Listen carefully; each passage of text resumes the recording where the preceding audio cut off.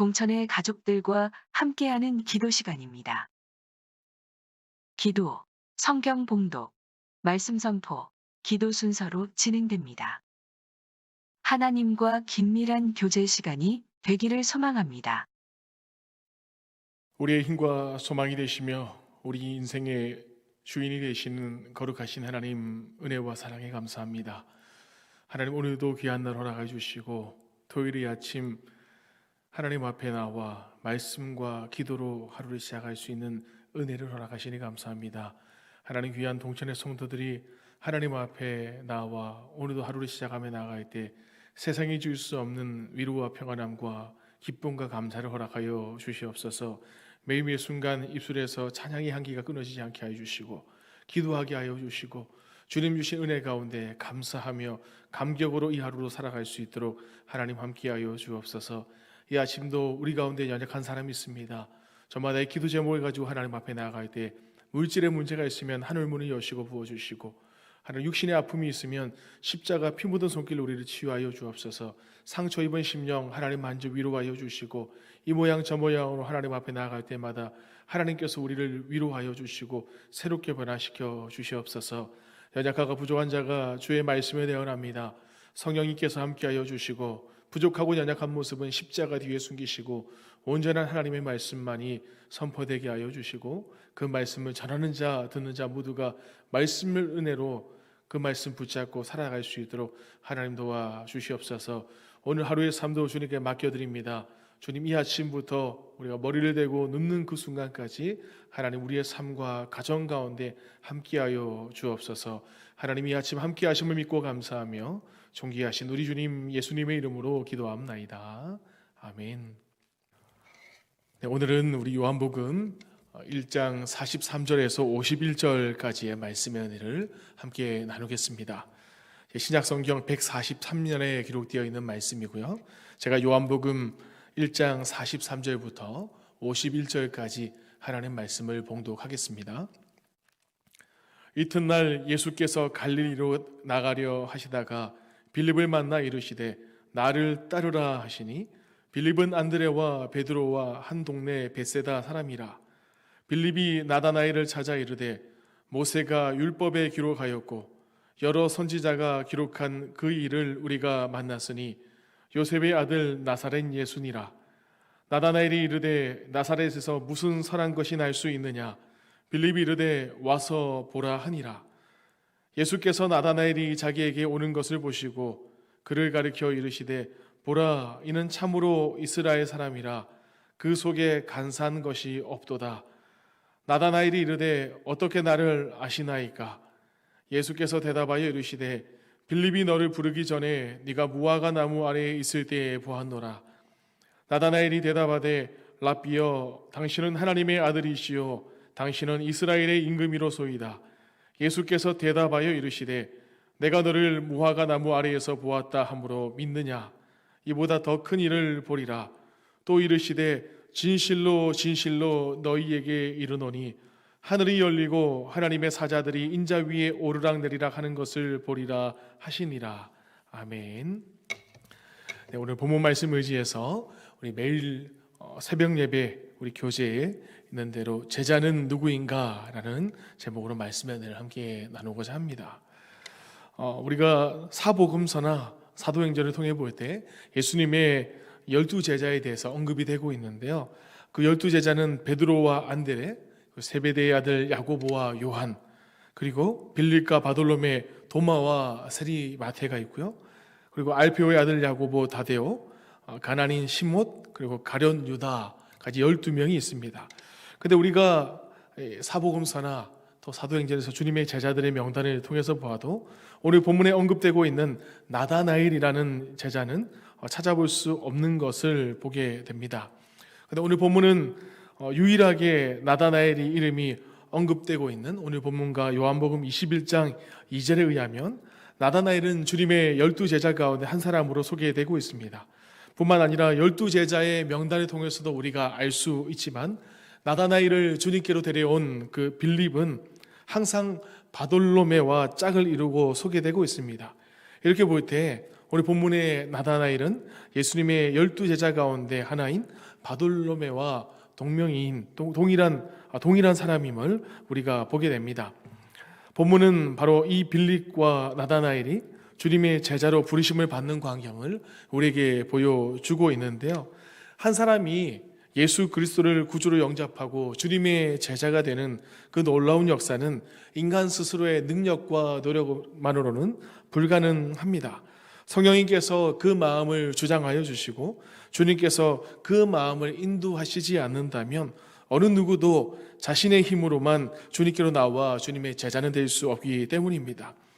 오늘 본문에는 성령의 역사에 순종하는 인간의 적극적이고 헌신적인 열심의 모습을 우리가 보게 됩니다. 예수님의 12제자들은 하나같이 성령의 내적 조명의 은혜 가운데 겸손히 순종한 결과 영화롭고 존귀한 주님의 제자가 되는 축복을 받았습니다. 오늘 본문에서 특별히 빌립과 나다나엘이 주님의 제자가 되는 모습을 우리가 보게 되는데요. 빌립은 특별히 요단 건너편 베다니에서 사역을 마치시고 고향 갈릴리로 돌아오신 주님의 직접적인 부르심을 받아서 예수님의 제자가 됩니다. 사실 이때까지만 해도 예수님이 공생의 초창기라서 여전히 예수님을 갈릴리 나사렛 시골 출신의 무명 청년의 예수님은 불가했습니다.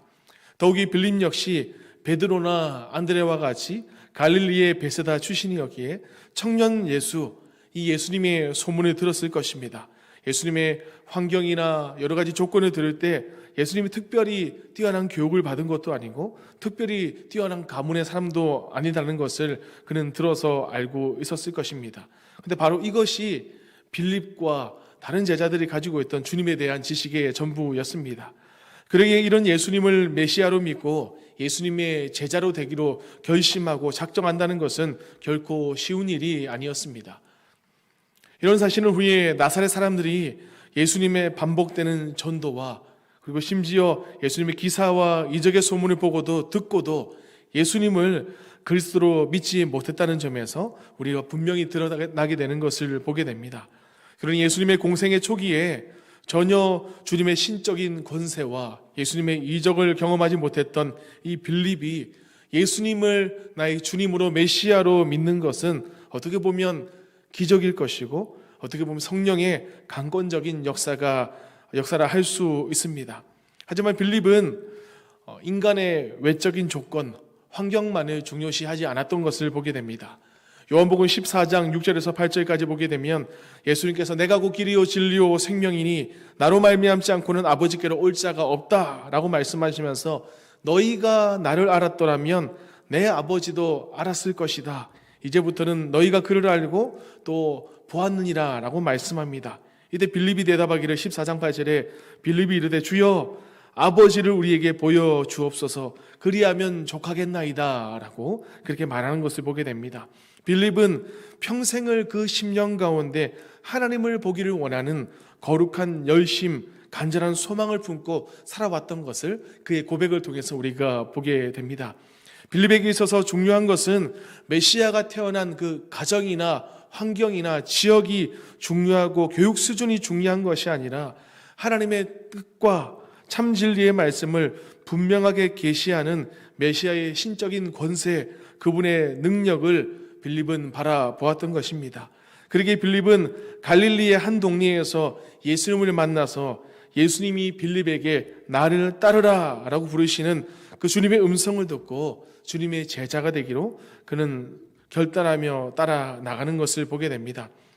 그렇게 결단하고 따라 나가던 빌립으로부터 이 나다나엘은 나사렛 예수께서 이스라엘이 그토록 손꼽아 기다리던 바로 그 메시아다라는 소식을 듣게 됩니다.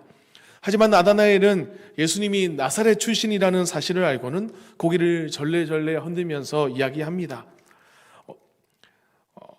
유대 전통으로는 도저히 메시아가 나사렛에서 날 수 없다라는 그 이야기를 들으면서 어떤 사람은 그리스도라 하며 어떤 이들은 그리스도가 어찌 갈릴리에서 나오겠느냐라고 말하는 것을 말합니다. 나사렛은 당시 팔레스타인에서 가장 소외된 갈릴리 지역 가운데서 손꼽히는 시골이었습니다. 사실 갈릴리만 해도 갈릴리 사람들도 유대 전체에서 사람들을 볼 때 가장 교양 없는 사람들, 가장 교육을 받지 못한 사람들, 이방인과 서스럼없이 교제하는 천박한 사람들로 여겨졌던 사람들인데, 그 사람들로부터 대우를 또 인식하지 못하고 취급조차 받지 못했던 나사렛에서 태어나신 예수님의 모습을 우리가 한번 생각해 보게 됩니다. 메시아가 갈릴리의 나사렛에서 났다라는 그 이야기, 빌립의 전도를 받은 나다나엘은 나사렛이란 말이 떨어지기 그냥 무섭게 대뜸 이야기를 합니다. 나사렛에서 무슨 선한 것이 날 것이 있느냐라고 오늘 본문 46절에서 대꾸를 합니다. 이런 나다나엘에게 친구였던 빌립이 할 수 있는 한마디가 있습니다. 그 말은 바로 와서 보라라는 말입니다. 실제 유대인들의 사고와 전통이나 그들의 상식에 밝은 사람이라면 누구라도 나다나엘과 같은 그런 메시아근을 가지고 있었을 것입니다. 그러기에 이제 나다나엘에게는 더 이상의 논리적 설득이 무의미했습니다. 다만 모든 인간의 이성적 지식과 논리를 벗어버린 채 주님께 나와서 주님 앞에서 그 실체를 경험하는 것밖에 더 이상의 방법이 없었던 것을 보게 됩니다. 그리고 나다나엘은 친구 빌립의 권유를 통해서 결단하며 예수님 앞으로 나아가는 것을 보게 됩니다. 친구 빌립의 와서 보라라는 그 이야기를 듣고 나다나엘은 결단합니다. 비록 나다나엘은 이성적 지식과 유대 전성과 메시아가 나사렛 출신이라는 사실에 거부했지만 그는 실로 진실된 메시아를 기다리는 신실한 사람이었던 것을 우리가 보게 됩니다. 다만 나다나엘에게 문제가 있었다면 그것은 나다나엘이 주님을 이성적 지식으로만 알고 있었다라는 것입니다. 그러기에 나다나엘은 이성적이고 인간적인 지식의 한계를 벗어버리고 담대하게 주님 앞에 나아가는 순간 주님의 제자가 되는 놀라운 축복을 누리는 것을 보게 됩니다. 예수님께서는 주님의 부름에 순종하며 주님께로 나온 빌립과 나다나엘에게 놀라운 축복을 허락하여 주십니다. 오늘 보면 51절 말씀에 진실로 진실로 너희에게 이르노니 하늘이 열리고 하나님의 사자들이 인자 위에 오르락내리락 하는 것을 보리라 라고 말씀합니다. 창세기 28장에서 야곱이 베델에서 꿈을 본 그 환상을 염두에 두고 주님은 말씀하십니다. 그러면서 예수 그리스도께서 주님께서 하나님과 인간 사이에 천상과 이 땅의 지상의 중보자로 구원 사역을 이루어 가실 것을 나타내신 그 말씀을, 그 은혜를 주님의 제자된 빌립과 나다나엘은 은혜를 받게 됩니다. 빌립은 인간의 모든 외적인 조건을 중시하던 그의 편견을 벗어버리면서 나다나엘은 인간의 이성적인 지식과 굴레의 한계에서 벗어버리고 거룩한 신적 지식에 이름으로써 주님의 제자가 되었고 주님의 구원 역사를 직접 목도하고 참여하는 놀라운 주님의 제자가 되는 축복을 받았던 것을 보게 됩니다. 오늘 이 아침 말씀의 은혜를 받아 누리는 저와 여러분, 우리는 어떤 마음으로 이 아침 하나님 앞에 나아가고 있습니까? 주님이 2000년 전 빌립을 부르실 때, 나다나엘을 부르실 때만 나를 따르라, 와서 보라 라고 하신 것이 아니라 오늘 우리에게도 말씀하십니다. 주님이 우리에게 지금 이 시대에, 어려운 시대에, 코로나 시대에, 경제적인 어려운 시대에 우리에게 나를 따르라 라고 말씀하시면서 누군가를 통해서 우리에게 와서 보라 라고 그렇게 말씀하십니다.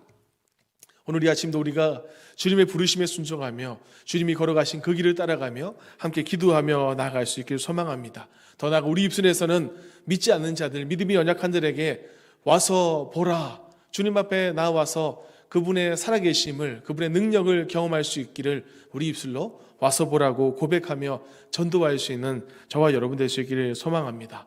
이 아침 가지고 나온 제목 가지고 하나님 앞에 기도하며 나아갈 때 우리 자신과 가정과 교회와 나라와 민족을 위해 하나님 앞에 기도하며 나아가겠습니다.